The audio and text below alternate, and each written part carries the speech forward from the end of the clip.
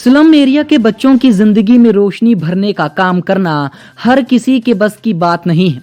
झुग्गी बस्तियों में रहने वाले गरीब परिवार के बच्चों को शिक्षा देने का बीड़ा नालागढ़ प्रशासन द्वारा कोविड काल में उठाया गया था, जो कि अब पूरा होता नजर आ रहा है।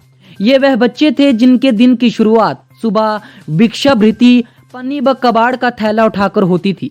वे आज वर्दी पहन व स्कूल बैग उठाकर स्कूल में शिक्षा ग्रहण करने पहुंच रहे हैं। उपमंडल नालागढ़ के तहत स्लम एरिया में रहने वाले परिवारों के 164 बच्चे अब विभिन्न प्राथमिक स्कूलों में शिक्षा ग्रहण कर रहे हैं। ये बच्चे शिक्षा ग्रहण के साथ साथ सरकारी स्कूलों में मिलने वाली स्कीमों का भी फायदा उठा रहे हैं, जिसमें मिड डे मील समेत विभिन्न सुविधाएं शामिल हैं। बता दें कि एक साल पहले करीबन 400 झुग्गी बस्तियों में रहने वाले गरीब बच्चों को शिक्षा से जोड़ने के लिए चिन्हित किया था, जिसमें से अब तक 164 बच्चे ट्रैक कर लिए गए हैं। हालांकि कई प्रवासी कामगार यहां से जा चुके हैं।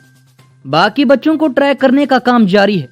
प्रशासन की नई दिशा मुहिम का मुख्य उद्देश्य ज्यादा से ज्यादा बच्चों को शिक्षा ग्रहण करवाते हुए उनके माता पिता को सरकारी सुविधाओं से अवगत करवाना था, ताकि बेरोजगारी व बाल मजदूरी को रोकते हुए बच्चों के आने वाले भविष्य में रोशनी भरी जा सके। स्थानीय प्रशासन के एक प्रयास ने एरिया के स्लम की जिंदगी पूरी तरह बदल दी है। अब ये बच्चे हाथों में किताबें लिए उज्जवल भविष्य का सपना संजो रहे हैं। एक साल पहले शुरू हुई नई दिशा पर काम स्लम एरिया में शिक्षा का उजियारा फैलाना का यह प्रयास स्थानीय प्रशासन ने करीब एक साल पहले शुरू किया था। प्रथम चरण में विभिन्न क्षेत्रों के तहत गरीब स्लम एरिया में रहने वाले बच्चों को चिन्हित किया, जिसके पश्चात प्रशासन द्वारा मैजिक बस फाउंडेशन की सहायता से माता पिता को बच्चों की शिक्षा के प्रति अवगत करवाने के साथ प्रदेश सरकार की स्कूलों में दी जा रही स्कीमों से अवगत करवाया। फिर उन बच्चों के आवश्यक दस्तावेज तैयार कर उन्हें निकटवर्ती पाठशाला में दाखिला करवाया। हालांकि उस समय कोविड के चलते स्कूल बंद चल रहे थे, लेकिन उस दौरान भी दोपहर के भोजन की राशि बैंक खातों में दी जा रही थी। लेकिन अब जब प्राइमरी कक्षाओं के लिए स्कूल खोले गए तो उन बच्चों को आइडेंटिफाई करने का जिम्मा स्कूल प्रिंसिपल को सौंपा, जिसके मुताबिक अब तक 164 बच्चे स्कूल में शिक्षा ग्रहण कर रहे हैं। सभी को नमस्कार, मेरा नाम विवेक शर्मा है। मैं मैजिक बस इंडिया फाउंडेशन एक सामाजिक संस्था में एज ए क्लस्टर मैनेजर कार्यरत हूँ।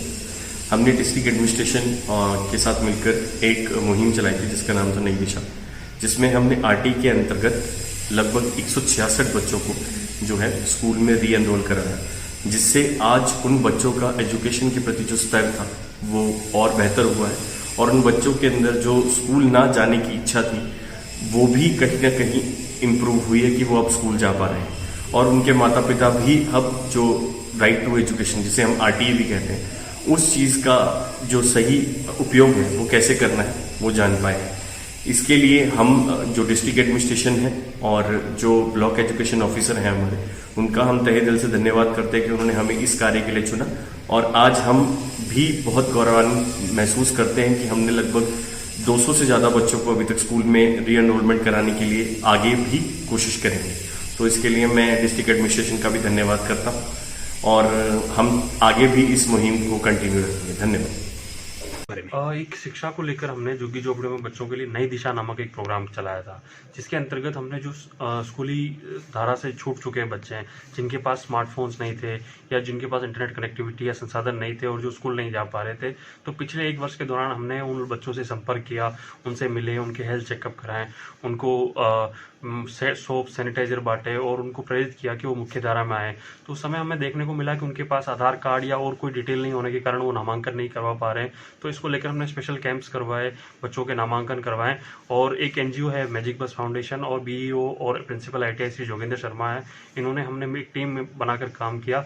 और अभी हमें प्रारंभिक रूप से सूचना मिल रही है विभिन्न विभागों से कि कुल 164 बच्चे हैं ऐसे हैं जो झोपड़ी में या झुग्गी झोपड़ियों में रहते थे, लेकिन अब उनका नामांकन विभिन्न स्कूलों में हो गया है और वो स्कूली शिक्षा में जुड़ गए हैं। तो हमारे लिए खुशी और गर्व की बात है कि जो बच्चे मुख्य धारा से छूट गए हैं हम उनको मुख्य धारा में लाने की कोशिश करें। सर, इसमें चूंकि हमने सभी बच्चों का गवर्नमेंट स्कूल्स में करवाया है, तो उन्हें mid day meal, uniform, school bag, ये सारी सुविधाएं सरकार की तरफ से प्रोवाइड की जाएगी। साथ ही हम विभिन्न भामाशाह और दानी सज्जनों से निवेदन कर रहे हैं कि कुछ सामग्री जो है उन्हें वो करवाएं। इसके अलावा स्टेशनरी, पेन और अन्य जो भी सामग्री हमसे बन पड़ती थी, हमने सहयोग आपस में इकट्ठा की, उन्होंने इसमें हमारी मदद की और ये डिस्ट्रीब्यूशन का काम चला हुआ है। हमें उम्मीद है कि आगामी समय में हम और भी अच्छा काम करेंगे और अधिक से अधिक बच्चों को मुख्य धारा में।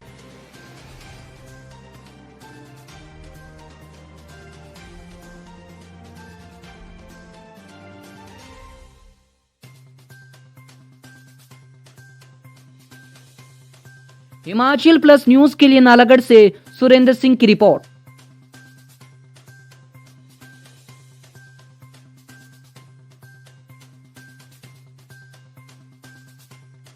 पिया तो रख सा अभिमान, पिया तो बीती यादों से नाता सहेजना सीखा, हाथ थाम कर जिनके चलना सीखा, गिरने लगती जब तो उनसे संभलना सीखा, पिया तो रख सा अभिमान, उनकी डांट से खुद को तराशना सीखा, पिया तो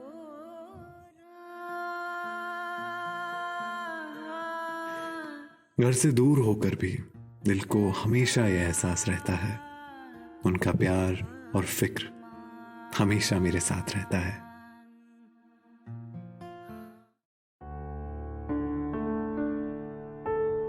भूषण ज्वेलर्स, अनमोल रिश्तों के लिए।